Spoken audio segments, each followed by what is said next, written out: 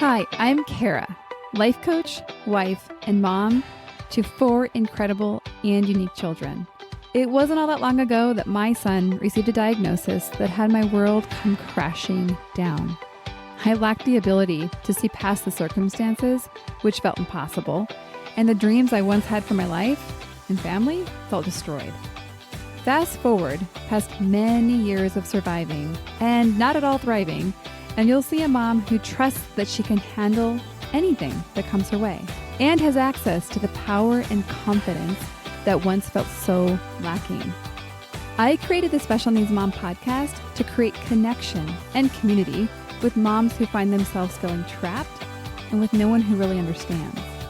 My intention is to spark the flare of possibility in your own life and rekindle your ability to dream. This isn't a podcast about your special needs child. This is a podcast about you. If you are a mom who feels anxious, alone, or stuck, then you are in the right place. Welcome. Hello and welcome to the Special Needs Mom podcast. I'm going to start this episode with a quick personal update. Nothing too exciting, just kind of what's going on. The behind the scenes, I guess we could call it. It's not that exciting. Essentially, I have been struggling with acceptance, particularly accepting what I have to give and when I don't. I think ultimately I want to have more to give than I do. I love producing this podcast and it gives me so much life, but sometimes I find that I'm not in a place to do it. I don't have the generative energy that it takes to do it. And that's where I'm struggling with acceptance because I'm trying. My intention is to honor my needs. It's kind of what I'm all about, right? So I'd love to say I'm in this place of blissful surrender, but I'm not. I'm not quite there. This past week, I've had to make a lot of space for emotions, to process my own emotions as it relates to the current and past health journey of my son. His birthday's coming up, and I think we've talked about on the podcast before that birthdays can hold a lot of energy for us special needs moms. This one is, I think, particularly so. It's his 16th birthday, so it's definitely bringing up a lot for me to feel, a lot for me to grieve. He's so sweetly. I love that he did this. He's very tech savvy. I should say too tech savvy because it's very difficult to keep him safe because he's so good at working his way past any protections we put in place. So it's complicated. So he sweetly adjusted the phone settings on my phone, which I very rarely give him access to my phone, but he had it. And he made it so that the wallpaper was a bunch of pictures that would kind of randomly pop up. So every time I picked up my phone, it would be a different picture of him. So I loved it. I was like, oh, this is so fun. This is like for your birthday month. This is just going to be great. But what it's ended up being is a bunch of moments where I see a picture that reminds me of where we were at during that time. And it's like an instant ping of like shock, kind of like, oh my gosh, that moment's right before me now, then sadness, and essentially a connection to how deeply terrible that time was. There's a lot of pictures I have of him during his last cancer treatment. And so I can look at those pictures instantly and remember exactly what we were doing during those times. So maybe I just need to go edit the pictures. I just thought of that now, that maybe I need to edit to actually like genuinely happy images and not just random pictures of him on my phone. So as I mentioned, I'm in the phase where I'm just processing a lot of emotions that are coming up now. So do I love it? No, I do not. Do I think it's good? I do. I do think it's good.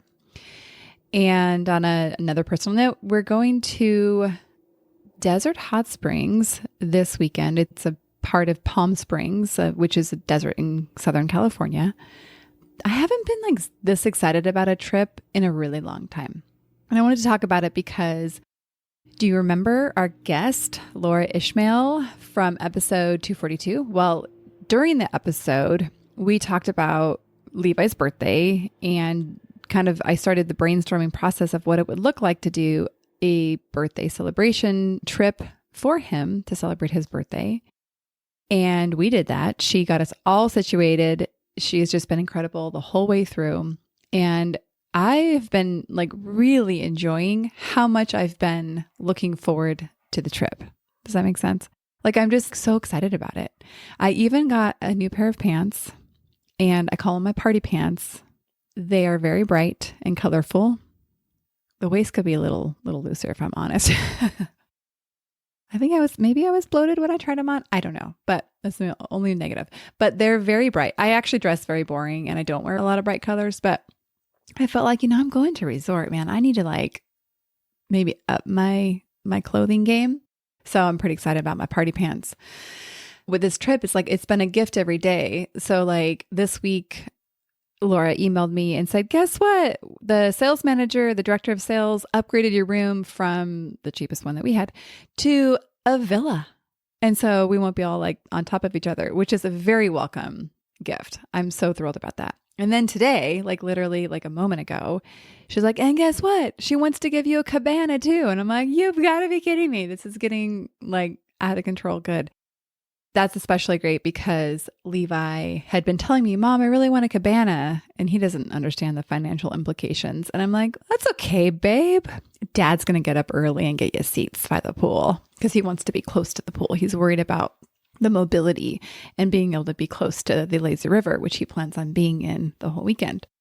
Yeah, so I'm super excited about that. And I think his dad will be too because he doesn't have to get up early. Okay.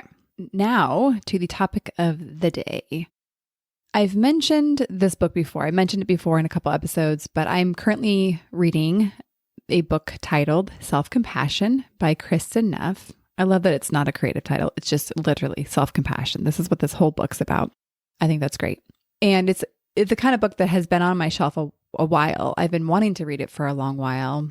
And with the state at which I've been kind of recognizing my own need, I was like, it's time. It's time for me to read it. This is what I know that I want more of. And so I wanted to bring the conversation to you. And I wanted to mention, I'm going to be paraphrasing parts of the book and mentioning when I do direct quotes. And this is, important to me to give credit where credit is due. So the link to her book will be in the show notes if you're interested in checking it out. And I'm pulling out different excerpts from chapter 5. So want to make sure that that is clear. And I want to tell you a story that's in the book. But before we do, I want to do a little bit of setup. This stood out to me when I was reading the book, not just for myself, but because this is what I see day in and day out when I'm working with moms. Or actually, I don't just work with moms, but when I'm working with people inside the coaching community or individual clients. And is this experience where we judge ourselves for our mental experience. And the implications, just nothing good happens when we do that. That's what I can say definitively. Nothing good happens when we judge ourselves for our mental experience. Sometimes we feel like, well, if I don't judge myself, then I'm going to keep doing it. And so I'm going to like do this thing that is really kind of mean and not like kind, but maybe it'll help me be better. And so I don't want to spoil it, but that's not usually, well, it's never how it goes. It never actually makes you better. It might have you do something that you wanted to do, but it's not sustainable and it just feels terrible. So that's why we're talking about it. So something will happen. There will be something that happened, something that somebody said, something that you saw, and then we'll have a thought that this thing triggers. These are just a variety of thoughts that I pulled for you to hopefully push on something that resonates for you. And feel free to modify them to be more accurate to you. So here's some thoughts that you might resonate with. She doesn't have it that bad. She should be grateful for what she has. Or maybe something like, I can't stand seeing other families post milestones and happy pictures. My child won't ever have those experiences. Or maybe something like, I'm angry that my other kids don't get the parent, the mom they deserve because of all this. Or maybe if you're honest, I don't enjoy being with my child most of the time. Or maybe something like, I fantasize about running away from it all and starting over. So those are just a compilation of thoughts that you may relate to and may not. My guess is that at least one of them was something that you can acknowledge that, yeah, that's something that I might think or I do currently think. So here's where it gets, I don't know if we'll call it juicy, but here's the next step. Then, so we'll have that initial thought. Then we'll have a thought like, what a horrible person I am for having a thought like that. Or maybe something like, a nicer person would have sympathy rather than annoyance. So, what if jumping in with the second thought, the one where we start judging ourselves? So that's the distinction. The first thought is just the thing that pops up in your head. The second one pops up in your head too, but it is a judgment or an assessment of the thought that came first. So what if instead of jumping in with the second thought, the one where we judge ourselves, we acknowledge that this first thought is just our consciousness. It's just what our consciousness brought us, and it can go, or we can let it go as easily as we can let it in. Really kind of simplify that, like almost like stating a fact. This thought came in my mind and I'm letting it go without blame. That's the key here, with no blame or meaning attached.